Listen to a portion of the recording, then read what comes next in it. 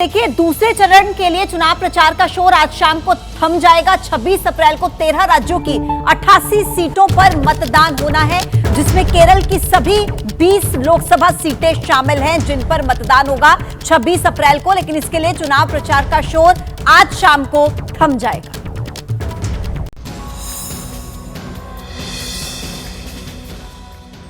शुक्रवार को होने वाले दूसरे चरण के मतदान के लिए आज शाम 6 बजे चुनाव प्रचार थम जाएगा। 26 अप्रैल को दूसरे चरण के चुनाव में 13 राज्यों में लोकसभा की 88 सीटों पर मतदान होगा। यूपी की 8 सीट पर और मध्य प्रदेश की 6 सीट पर दूसरे चरण का चुनाव होना है। इन पर 26 अप्रैल को मतदान होगा। बिहार, असम की 5 सीट पर शुक्रवार को मतदान होगा। इधर छत्तीसगढ़ की 3 और पश्चिम बंगाल की 3 सीट के लिए आज चुनाव प्रचार थम जाएगा। जम्मू कश्मीर की जम्मू लोकसभा सीट, त्रिपुरा की त्रिपुरा पूर्व, मणिपुर की बाहरी मणिपुर सीट पर भी आज चुनाव प्रचार थम जाएगा। दूसरे चरण में वायनाड सहित केरल की 20, कर्नाटक की 14, राजस्थान की 13, महाराष्ट्र की 8 सीटों पर 26 अप्रैल को मतदान होगा। दूसरे चरण में राहुल गांधी के साथ साथ कई दिग्गजों की सीटों पर मतदान होना है। इसमें छत्तीसगढ़ के पूर्व मुख्यमंत्री भूपेश बघेल, केंद्रीय मंत्री गजेंद्र सिंह शेखावत, लोकसभा के अध्यक्ष ओम बिरला, हेमा मालिनी, इन सभी की सीटों पर दूसरे चरण में मतदान होना है। दूसरे चरण में 88 लोकसभा सीट पर 26 अप्रैल को मतदान होना है। इनमें सबसे हाई प्रोफाइल सीट केरल की वायनाड सीट मानी जा रही है, जहां से राहुल गांधी चुनाव लड़ रहे हैं। उनके सामने केरल के सत्तारूढ़ वाम दल ने एनी राजा को, जबकि बीजेपी ने के सुरेंद्रन को टिकट दिया है। इधर तिरुवनंतपुरम लोकसभा सीट पर वरिष्ठ कांग्रेस नेता शशि थरूर और केंद्रीय मंत्री राजीव चंद्रशेखर के बीच मुकाबला है। लोकसभा अध्यक्ष ओम बिरला राजस्थान की कोटा बूंदी लोकसभा सीट से मैदान में हैं। उनके खिलाफ कांग्रेस ने प्रहलाद गुंजल को मैदान में उतारा है। जोधपुर लोकसभा सीट पर केंद्रीय जल शक्ति मंत्री गजेंद्र सिंह शेखावत और कांग्रेस के करण सिंह उचियारना में सीधी टक्कर है। राजनांदगांव लोकसभा सीट पर छत्तीसगढ़ के पूर्व मुख्यमंत्री भूपेश बघेल को कांग्रेस ने मैदान में उतारा है।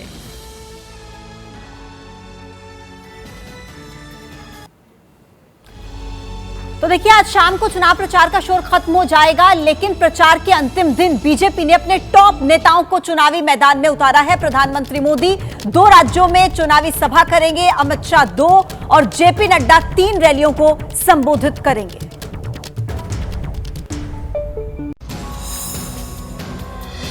पीएम मोदी का धुआंधार प्रचार जारी है। पीएम मोदी आज छत्तीसगढ़ और मध्य प्रदेश में 3 चुनावी जनसभाओं को संबोधित करेंगे और 1 रोड शो करेंगे। पीएम छत्तीसगढ़ के सरगुजा, एमपी के सागर और बैतूल में रैली को संबोधित करेंगे। शाम को भोपाल में 1 रोड शो में हिस्सा लेंगे। इधर केंद्रीय मंत्री अमित शाह आज पीएम मोदी के संसदीय क्षेत्र वाराणसी का दौरा करेंगे और पीएम मोदी के नामांकन से पहले केंद्रीय चुनाव कार्यालय का उद्घाटन करेंगे। अमित शाह बीजेपी की चुनावी तैयारियों की समीक्षा भी करेंगे। अमित शाह यूपी से पहले केरल और महाराष्ट्र का चुनावी दौरा करेंगे। वो केरल के अलापुझा और महाराष्ट्र के अमरावती में रैली को संबोधित करेंगे। वहीं बीजेपी अध्यक्ष जेपी नड्डा बिहार में एक ही दिन में 3 चुनावी रैली को संबोधित करेंगे। लोकसभा चुनाव घोषित होने के बाद नड्डा अपने पहले बिहार दौरे में भागलपुर, खगड़िया और मधुबनी में एनडीए उम्मीदवारों के लिए चुनावी रैली को संबोधित करेंगे। विपक्ष के नेता बीजेपी पर तंज कस रहे हैं कि बीजेपी अब 400 पार का नारा नहीं लगा रही। अखिलेश यादव कह रहे हैं कि पहले चरण में ही बीजेपी के हार के लक्षण दिखने लगे।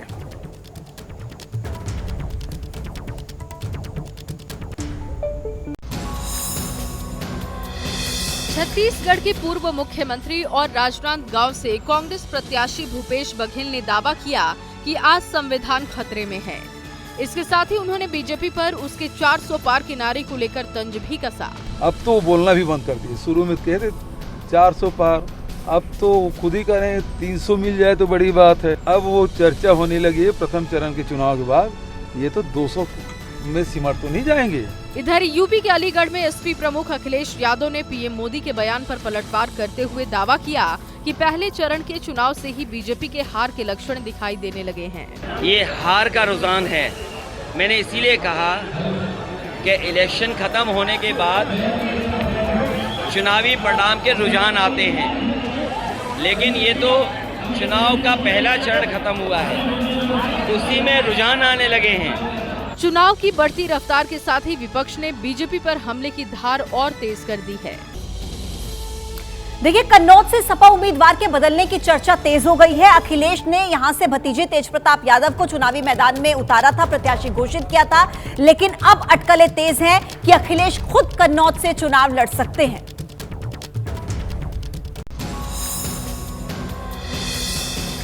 भतीजे तेज प्रताप यादव को टिकट देने के महज एक दिन के बाद ही सपा अध्यक्ष अखिलेश यादव की कन्नौज लोकसभा सीट से दावेदारी चर्चा का विषय बनी है। सवाल है कि इस सवाल पर सस्पेंस बरकरार है।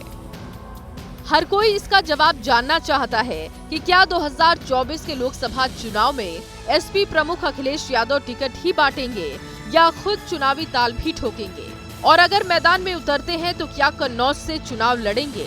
दरअसल कन्नौज में अखिलेश यादव ने बैठक की, जहां कार्यकर्ताओं ने उम्मीदवार बदलने का उनसे आग्रह किया है। मंगलवार को तेज प्रताप यादव का नामांकन टलने से अखिलेश यादव के चुनाव लड़ने की अटकलों को और हवा मिली और आज इसकी घोषणा हो सकती है। हालांकि समाजवादी पार्टी की ओर से इसकी आधिकारिक घोषणा अभी नहीं की गई है। सोमवार को वहां से पूर्व सांसद तेज प्रताप यादव को कन्नौज से एसपी प्रत्याशी घोषित किया गया था। इधर कानपुर में इंडिया गठबंधन के प्रत्याशी के नामांकन के दौरान खूब ड्रामा दिखाई दिया और इसका वीडियो भी अब वायरल हो रहा है। कांग्रेस के प्रत्याशी आलोक मिश्रा जब नामांकन करने पहुंचे तो वो अपने प्रस्तावक और एसपी विधायक अमिताभ वाजपेयी को मनाते हुए दिखाई दिए। इंडिया गठबंधन प्रत्याशी के नामांकन पर ड्रामा। नामांकन केंद्र के बाहर जमकर हुआ तमाशा। कानपुर शहर सीट से इंडिया गठबंधन के उम्मीदवार आलोक मिश्रा का नामांकन तमाशा बनकर रह गया। पहले तो कांग्रेस उम्मीदवार आलोक मिश्रा के नामांकन में उनके प्रस्तावक एसपी विधायक अमिताभ वाजपेयी नहीं पहुंचे। आलोक मिश्रा ने उन्हें फोन पर जैसे तैसे आने के लिए मना लिया, लेकिन नेताजी का ये अंदाज वायरल हो गया। अमिताभ, हम तुम्हारा इंतजार कर रहे हैं, तब तक नहीं जाएंगे जब तक तुम नहीं आओ। नहीं, देखो यार, गलत बात है, तुम प्रस्तावक हो। जब अमिताभ वाजपेयी गठबंधन उम्मीदवार आलोक मिश्रा का नामांकन कराने पहुंचे तो पुलिस ने उन्हें नामांकन कक्ष के बाहर ही रोक लिया, क्योंकि 5 से ज्यादा प्रस्तावक उम्मीदवार के साथ अंदर नहीं जा सकते। इसलिए अमिताभ वाजपेयी को पुलिस ने रोका। इस पर उनकी पुलिस से तीखी बहस भी हुई। वहीं इंडिया गठबंधन उम्मीदवार आलोक मिश्रा नाराज होकर वहीं जमीन पर बैठ गए। काफी जद्दोजहद के बाद आलोक मिश्रा का नामांकन हो पाया। आईपीएल 2024 के 39वें मुकाबले में लखनऊ ने चेन्नई को 6 विकेट से हरा दिया। ऋतुराज के शतक पर स्टोइनिस की 124 रनों की पारी भारी पड़ गई। आईपीएल 2024 के 39वें मैच में सीएसके का सामना लखनऊ सुपर जायंट्स से था। ये मुकाबला चेन्नई के चपाक स्टेडियम में खेला गया। लखनऊ के कप्तान राहुल ने टॉस जीतकर पहले गेंदबाजी का फैसला किया था। चेन्नई ने 210 रन बनाए थे। जवाब में लखनऊ ने 19 ओवर 3 गेंद में लक्ष्य को हासिल कर लिया। एलएसजी ने सीएसके को लगातार दूसरे मैच में हरा दिया है। लखनऊ ने चपाक में चेन्नई को 6 विकेट से शिकस्त दी। टॉस हारकर पहले बल्लेबाजी करते हुए चेन्नई ने 4 विकेट पर 210 रन बनाए थे। सीएसके के लिए ऋतुराज गायकवाड़ ने नाबाद 108 रनों की पारी खेली थी। जवाब में लखनऊ ने 19 ओवर 3 गेंद में 4 विकेट गंवाकर लक्ष्य को हासिल कर लिया। मार्कस स्टोइनिस 63 गेंद में 124 रन बनाकर नाबाद रहे। इस जीत के साथ ही लखनऊ की टीम अंक तालिका में चौथे स्थान पर पहुंच गई है। उन्होंने चेन्नई को रिप्लेस किया, जो लुढ़ककर 5वें स्थान पर आ गई है। एक बार फिर स्वागत आप सभी का। आप देख रहे हैं नमस्ते भारत। देखिए, लोकसभा चुनाव के दूसरे पड़ाव में मुद्दा मंगलसूत्र बन गया है। दरअसल पीएम मोदी ने 21 अप्रैल को एक चुनावी रैली में कहा था कि अगर कांग्रेस की सरकार बनी तो वो संपत्ति का ब्यौरा खंगालेगी और महिलाओं से उनके मंगलसूत्र समेत जेवरात लेकर मुसलमानों में बांट देगी। इस बयान पर छिड़े विवाद में अब प्रियंका गांधी भी कूद गई हैं। क्या कहा प्रियंका ने, देखिए इस रिपोर्ट में।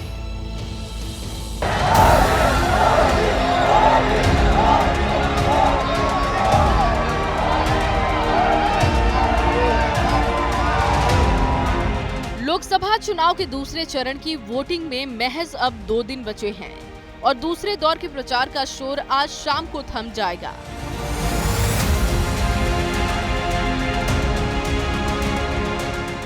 आम चुनाव का दूसरा चरण कई मायनों में अहमियत रखता है।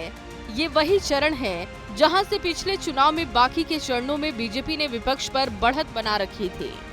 दूसरे चरण वाली 88 सीट में से केवल बीजेपी ने 2019 में 52 यानी कि 59% और एनडीए ने 61 यानी कि 69% सीट जीती थी।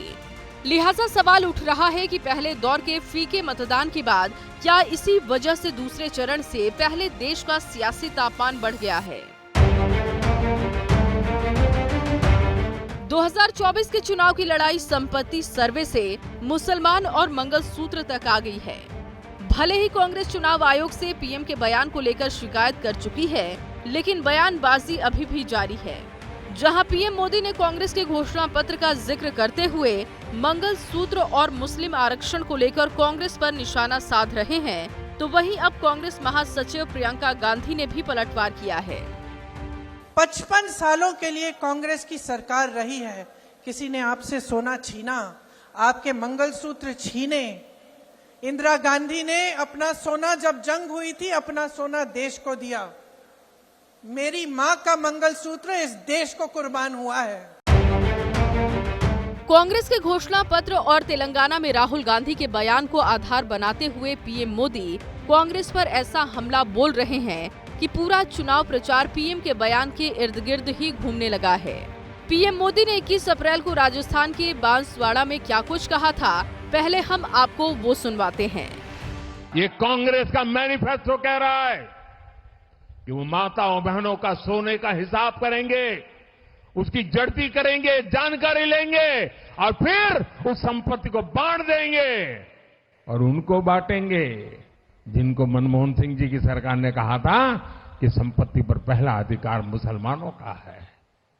भाइयों बहनों, ये अर्बन नक्सल की सोच, मेरी माताओं बहनों, ये आपका मंगलसूत्र भी बचने नहीं देंगे, यहां तक जाएंगे, मैं कहने आया हूं। दरअसल पीएम मोदी ने पूर्व पीएम मनमोहन सिंह और कांग्रेस सांसद राहुल गांधी के बयान का जिक्र करते हुए ये बातें कहकर चुनावी माहौल को नया मोड़ दे दिया है।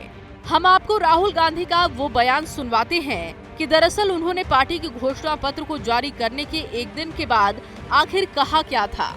हम फाइनेंशियल और इंस्टीट्यूशनल सर्वे करेंगे किसके हाथों में है, और इस ऐतिहासिक कदम के बाद हम क्रांतिकारी काम शुरू करेंगे। जो आपका हक बनता है वो हम आपके लिए आपको देने का काम करेंगे।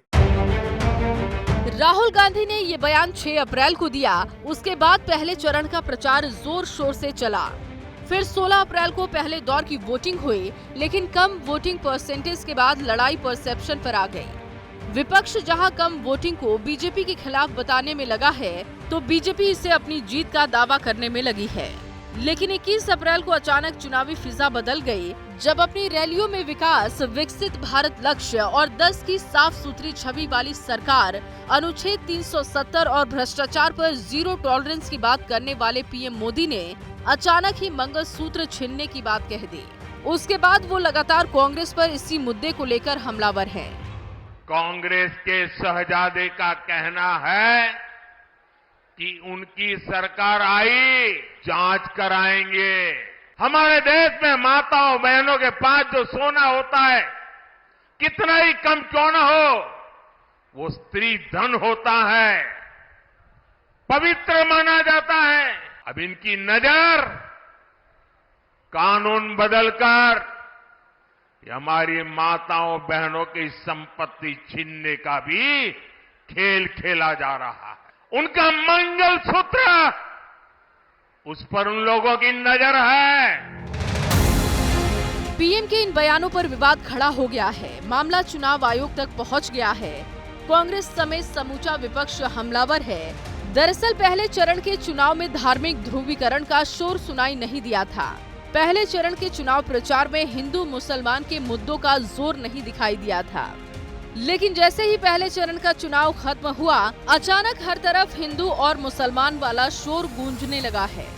पीएम मोदी से शुरू होकर ये अब अमित शाह, जेपी नड्डा और योगी आदित्यनाथ की रैलियों तक में ये मुद्दा गूंजने लगा है। मैं आज कांग्रेस पार्टी को पूछना चाहता हूं, आपके घोषणा पत्र में सर्वे की बात है या नहीं है? राहुल बाबा देश के नाम में स्पष्ट करे। और मनमोहन सिंह, आपके प्रधानमंत्री ने कहा था संसाधन पर पहला अधिकार माइनॉरिटी का है, आदिवासी दलित का नहीं है। आज कांग्रेस का जो घोषणा पत्र है, आप देखेंगे क्या कहते हैं? कहते हैं देश हमारी अगर सरकार बनी तो हम सरिया कानून लागू कर देंगे। बीजेपी के मुस्लिम और मंगलसूत्र वाले बयान पर मुस्लिम नेताओं ने भी अपनी अपनी दलीलें रखनी शुरू कर दी हैं।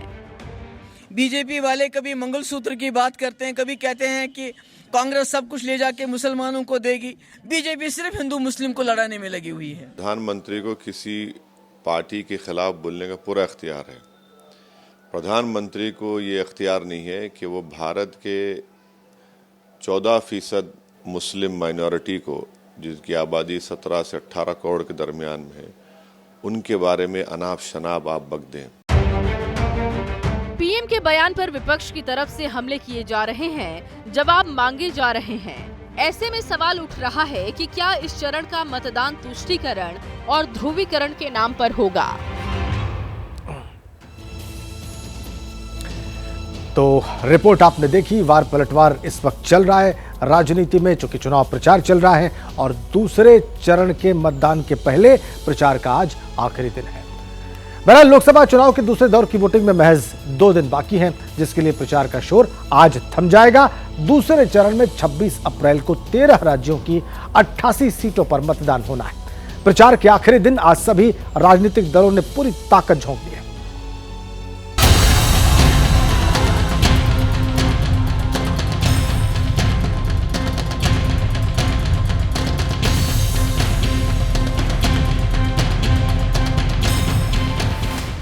लोकसभा चुनाव के दूसरे दौर का प्रचार आज थम जाएगा।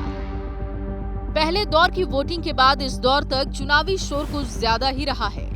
कई ऐसे मुद्दे उठे हैं जिनसे सियासी पारा गर्म हो गया है, क्योंकि ये वो दौर है जहां बीजेपी ने पिछले चुनाव में शानदार प्रदर्शन किया था और मिशन 400 के टारगेट को पूरा करने के लिए वो और जोर आजमाइश कर रही है। इस दौर में देश के 12 राज्यों और एक केंद्र शासित प्रदेश की 88 सीटों पर 26 अप्रैल को मतदान होगा। इस दौर में केरल की सभी 20, कर्नाटक की 14, राजस्थान की 13, मध्य प्रदेश की 6, यूपी और महाराष्ट्र की 8-8 सीटों पर वोटिंग होनी है, जबकि बिहार और असम की 5-5, छत्तीसगढ़ और पश्चिम बंगाल की 3-3, मणिपुर और त्रिपुरा की 1-1 के साथ ही केंद्र शासित राज्य जम्मू कश्मीर की 1 सीट पर वोटिंग होनी है। इस दौर में मध्य प्रदेश की बैतूल सीट पर भी मतदान होना था, लेकिन बीएसपी उम्मीदवार के निधन के बाद चुनाव स्थगित कर दिया गया है। दूसरे दौर के प्रचार के लिए आज आखिरी दौर होने की वजह से सभी दलों ने प्रचार में जान फूंक दी है। आज पीएम मोदी छत्तीसगढ़ और मध्य प्रदेश के दौरे पर रहेंगे, जहां वो सुबह 10:45 पर छत्तीसगढ़ के सरगुजा में एक जनसभा करेंगे, जबकि दोपहर 2:45 पर मध्य प्रदेश के सागर में एक चुनावी रैली करेंगे और शाम 7:15 बजे भोपाल में रोड शो करेंगे। केंद्रीय गृह मंत्री अमित शाह भी आज 3 राज्यों के दौरे पर रहेंगे। उनका ये दौरा केरल से शुरू होगा, जहां वो सुबह 11 बजे अलपुझा में एक रैली को संबोधित करेंगे। तो महाराष्ट्र के अमरावती में दोपहर 2:30 बजे एक जनसभा को संबोधित करेंगे। तो शाम को 5:30 बजे वो वाराणसी पहुंचेंगे और पीएम के चुनाव कार्यालय का उद्घाटन करेंगे।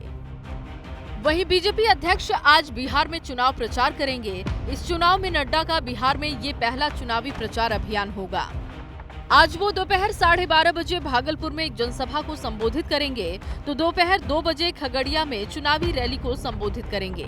वहीं दोपहर 3:55 पर मधुबनी में एक विशाल जनसभा को संबोधित करेंगे। बीजेपी ने हिमाचल प्रदेश की मंडी सीट से उम्मीदवार और फिल्म एक्ट्रेस कंगना रनौत को भी दूसरे राज्यों के प्रचार अभियान से जोड़ दिया है। कंगना आज सुबह 10:30 बजे जैसलमेर में हनुमान चौराहे से गढ़ीसर चौराहे तक 1.5 किलोमीटर लंबा रोड शो करेंगी। तो दोपहर 2 बजे बाड़मेर में भी करीब 1.5 किलोमीटर लंबा रोड शो करेंगे। मंगलवार को भी कंगना ने राजस्थान की पाली में रोड शो किया था। कंगना के रोड शो में काफी भीड़ जुटी थी। करीब 2 किलोमीटर लंबे रोड शो में सड़कों के दोनों तरफ सैकड़ों लोग इकट्ठा हुए थे। बीजेपी को लेकर सारे भारत में बहुत आश्वस्त है। 400 पार का संकल्प है और हम कड़ी मेहनत करके मोदी जी का ये संकल्प पूरा करेंगे। राहुल गांधी भी दूसरे दौर के प्रचार के आखिरी दिन महाराष्ट्र में प्रचार करेंगे। नेताओं का प्रचार अभियान चरम पर है। पीएम मोदी के संपत्ति पर बंटवारे वाले कांग्रेस पर कटाक्ष नया चुनावी मुद्दा बन गया है। तुष्टीकरण और ध्रुवीकरण का नारा गूंजने लगा है। मंगलसूत्र, मुसलमान मैनिफेस्टो, मुस्लिम आरक्षण और संपत्ति की बात बीजेपी की रैलियों में गूंज रही है। क्योंकि संविधान बदलने का डर दिखाकर कांग्रेस ने घेरा, तो बीजेपी अब संपत्ति बंटवारे का डर दिखाकर घेर रही है। यानी इस दौर का प्रचार काफी ट्विस्ट और टर्न ले चुका है। और चलिए आगे बढ़ेंगे बड़ी खबर के साथ। तो लोकसभा चुनाव के बीच ओवरसीज कांग्रेस के अध्यक्ष सैम पित्रोदा का निजी संपत्ति को लेकर एक बड़ा बयान आया है, जिससे चुनाव के मैदान में बड़ा तूफान खड़ा हो सकता है। दरअसल सैम पित्रोदा ने यह कहा है कि अमेरिका में ऐसा कानून है कि किसी व्यक्ति की मौत के बाद करीब उसकी आधी संपत्ति सरकार ले लेती है। मेरी नजर में अच्छा है, इस मुद्दे पर भारत में भी बहस होनी चाहिए और अगर ऐसा होगा तब आम जनता के हित में नई पॉलिसी बनेगी। तो ये सैम पित्रोदा का बयान। But sir, one thing which is the Prime Minister is pointing out is the promise made by the Congress leader Rahul Gandhi or in the manifesto that if the Congress party will be voted to power, the party would conduct a survey to run a check on who possesses the wealth in the country and undertake an exercise to redistribute the same among the people. It doesn't mean that you are going to take their wealth and give it to somebody. It means to create new policies so the concentration of wealth can be prevented. It's like Monopoly Act. Okay? It doesn't mean that I'll take your shirt away. All right, that's how you. और एक और बड़ी खबर आपको बता दें, इसी से जुड़ी हुई। बीजेपी ने सैम पित्रोदा के बयान पर कड़ी आपत्ति जताई है। अमित मालवीय ने कहा है कि कांग्रेस ने देश को बर्बाद करने की ठानी है। तो सैम और अमित मालवीय खुद हमारे साथ जुड़ गए हैं। बहुत स्वागत है अमित जी आपका एबीपी न्यूज में। जिस तरीके से सैम पित्रोदा का ये बयान सामने आया है, क्या कुछ कहेंगे आप इस बयान पर? कांग्रेस ने जो अपना मैनिफेस्टो जारी किया, उसमें उन्होंने देश के सभी नागरिकों की, खासतौर से जो लोग दलित समुदाय से, जनजातीय समाज से, महिलाएं, उनके द्वारा इकट्ठा किया हुआ थोड़ा बहुत सोना, मंगलसूत्र, ऐसे जितने भी चीजें थी उसको जब्त करने की बात कही और उसके बाद उसको लोगों में बांटने की जो मंशा है वो सामने रखी। यानी हमारा और आपका धन लेकर दूसरे लोगों को देने का काम। इतना ही नहीं, उन्होंने ये भी कहा कि इन सभी संसाधनों में पहला जो हक है वो देश के मुसलमानों का है, यानी दलितों का, जनजातीय समाज का, महिलाओं का। जो धन कांग्रेस पार्टी जब्त करेगी, उसका राष्ट्रीयकरण करेगी, उसको सबसे पहले वो मुसलमानों में वितरित करेगी। उसके बाद आज सैम पित्रोदा का एक बयान आता है जिसमें वो कहते हैं कि आपने अपने जीवन भर में जो भी पूंजी जमा करी है उसका 50% आपको इनहेरिटेंस टैक्स में देना होगा। यानी आप पहले उस पर टैक्स दें और फिर आप उसको संजोए और अंत में जब आप अपने बच्चों को वो देना चाहें तो उस पर भी 50% का टैक्स दें। तो इससे बिल्कुल स्पष्ट होता है कि कांग्रेस पार्टी सभी लोगों की जो धन है उसको लेकर माइनॉरिटीज में खास तौर से बांटना चाहती है। और दूसरा, इस प्रकार की जो सोच है वो SC, ST और OBC का जो रिजर्वेशन है उस पर भी कांग्रेस घात करना चाहती है और उसमें भी माइनॉरिटीज को, खासतौर से मुसलमानों को रिजर्वेशन देना चाहती है। कर्नाटका में उन्होंने ओबीसी वर्ग के अंदर मुसलमानों की सभी प्रजातियों को रिजर्वेशन देने का काम किया है, जिस पर एनसीबीसी ने कड़ी आपत्ति जताई है। तो ये जो पूरी राजनीति है वो सिर्फ और सिर्फ मुस्लिम वोट बटोरने के लिए है। एससी समाज, एसटी समाज, ओबीसी समाज को जो रिजर्वेशन हमारे देश में संविधान के अंतर्गत दिया गया है, इसमें मुसलमानों को रिजर्वेशन देने की बात है। आपके और हमारे जो भी धन संप्रदाय हम पूरे जीवन भर में इकट्ठा करते हैं, उसको हमसे लेकर उसमें 50% टैक्स लगाकर फिर से मुसलमानों में बांटने की जो कवायद है, यही कांग्रेस का मैनिफेस्टो है। वही राहुल गांधी कह रहे हैं, वही प्रियंका वाड्रा कह रही हैं और अब वही सैम पित्रोदा कह रहे हैं। ये देश के लिए घातक साबित होगा। जी, क्या लगता है, क्योंकि साफ तौर पर वो कह रहे हैं कि अगर इस पर चर्चा होती है, भारत में अगर इस पर चर्चा होती है तो वो अच्छी बात है, और आप आरोप लगा रहे हैं कांग्रेस पर, कांग्रेस लगातार आप पर भी आरोप लगाती रही है कि हमारा धन देकर हमारा धन बाहर भेजा जाता है, आप पर लगातार आरोप लगाए, तो क्या इसे एक चुनावी मुद्दा बनाने की कोशिश की जा रही है?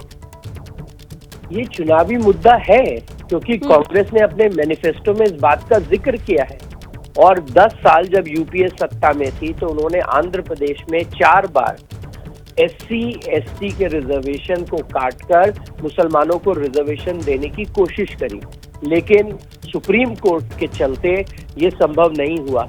और अब उन्होंने दोबारा इसी बात को अपने मैनिफेस्टो में कहा है। उन्होंने ये तक कहा है कि लोगों की जो धनराशि है, महिलाएं जो अपने घर में थोड़ा बहुत सोना रखती हैं, चांदी रखती हैं, उनका मंगलसूत्र होता है, ऐसी जितने भी चीजें जिसके माध्यम से लोग सेविंग्स करते हैं, उन सब का राष्ट्रीयकरण करना चाहती है कांग्रेस। उसे जब्त करके लोगों में और खास तौर से माइनॉरिटीज में यानी मुसलमानों में बांटना चाहती है। ये कांग्रेस का मैनिफेस्टो कहता है, और उन्होंने पिछले 10 साल जब सत्ता में थे तब हर बार इस बात की कवायद दी थी। जी, स्वाभाविक है कि वो एक ही धर्म संप्रदाय का वोट चाहते हैं और एससी एसटी और ओबीसी का रिजर्वेशन काटकर मुसलमानों को देना चाहते हैं। ठीक है, बहुत धन्यवाद अमित मालवीय जी, एबीपी न्यूज से बातचीत करने के लिए आपका। तो अमित मालवीय को आपने सुना, सैम पित्रोदा ने जिस तरीके से बयान दिया है उस पर पलटवार उन्होंने किया है और साफ तौर पर कहा है कि चुनावी मुद्दा बनाने की कोशिश से की जा रही है। एक बार फिर से आपको सुना देते हैं कि आखिरकार सैम पित्रोदा ने क्या बयान दिया है। Let me tell you, in America, there is an inheritance tax. So if, let's say, one has $100 million worth of wealth, and when he dies, he can only transfer probably 45% to his children. 55% is grabbed by government. Now that's an interesting law. It says, you in your generation made wealth, you are leaving now, you must leave your wealth for public. Not all of it, half of it. Which to me sounds fair. In India, you don't have that. If somebody is worth 10 billion and he dies, his children get 10 billion. Public get nothing. And law says, you get half of it, public gets half of it. So these are the kind of issues people will have to debate, discuss. I don't know what the conclusion would be at the end of the day. But when we talk about redistributing wealth, we are talking about new policies, new programs that are in the interest of the people and not in the interest of super rich only. तो Sam Pitroda का ये बयान आपने सुना। पित्रोदा ने tax लगाने की वकालत की है और एग्जाम्पल दिया अमेरिका का। अमेरिका में आधी संपत्ति सरकार को और भारत में भी ऐसे कानून पर विचार होना चाहिए। और उदित राज हमारे साथ जुड़ गए हैं, कांग्रेस नेता। उदित जी, बहुत स्वागत है एबीपी न्यूज में आपका। सैम पित्रोदा का ये बयान हम सुन रहे हैं जिस पर बीजेपी ने पलटवार किया है और कहा है कि चुनावी मुद्दा बनाने की कोशिश की जा रही है। क्या कहना चाहेंगे सर आप इस पर? देखिए, सैम पित्रोदा जी का कोई ऑफिशियल लाइन नहीं है। I am spokes person, national spokes person. What I से, जो मैं कहता हूँ उसको आप पार्टी का स्टैंड मान सकते हैं, मानिए। दूसरी बात है, सैम पित्रोदा ने ये गरीबी कम करने के लिए ये तो काम किया है ना। अगर जिनके पास 1 लाख करोड़, 2 लाख करोड़, 25,000 करोड़, 10,000 करोड़, तो पूरे वर्ल्ड वाइड है उसमें अगर उनका वो वेल्थ है, डेड वेल्थ है, उससे गरीबों का भला हो जाए, रोड में लग जाए, शिक्षा में लग जाए और इंफ्रास्ट्रक्चर में लग जाए, तो इससे बड़ी बात क्या हो सकती है। मतलब शर्म आती है कि पूंजीपतियों के लिए बीजेपी कुछ भी कर जाए। यानी अब समझ में आता कि इनको अडानी चाहिए, देश की जनता नहीं चाहिए। तो देश की जनता के हित में दिया गया स्टेटमेंट। 80 करोड़ लोग जब फ्री राशन पर हैं, तो ऐसी परिस्थिति में तो ये बहुत अच्छी बात है भाई। जी सर, तो आप ये कह रहे हैं कि ये उनका निजी बयान है, क्या कांग्रेस इसका समर्थन करती है? निजी बयान ना भी हो तो आम जनता का भला, देश का भला ही है। हमारे देश के पूंजीपति लेकर के पैसा भाग जाते हैं। कोई मॉरिशस में पार्क कर देता है, पैसा डेड हो जाता है। कोई दुबई में पार्क कर देता है, कोई विदेश में पार्क कर सकता है। देश के, हमारे देश से ही जनता के काम आ जाए, आम लोगों को काम आ जाए। इसमें तो प्रेस को भी सपोर्ट करना चाहिए, सभी सपोर्ट करना चाहिए। 150 लोग जो बीजेपी के लोग, उनको छोड़कर, पूंजीपति को छोड़ करके 140 करोड़ जनता को सपोर्ट करना चाहिए। तो बहुत अच्छी बात उन्होंने बोला। ठीक है, बहुत धन्यवाद उदित राज जी।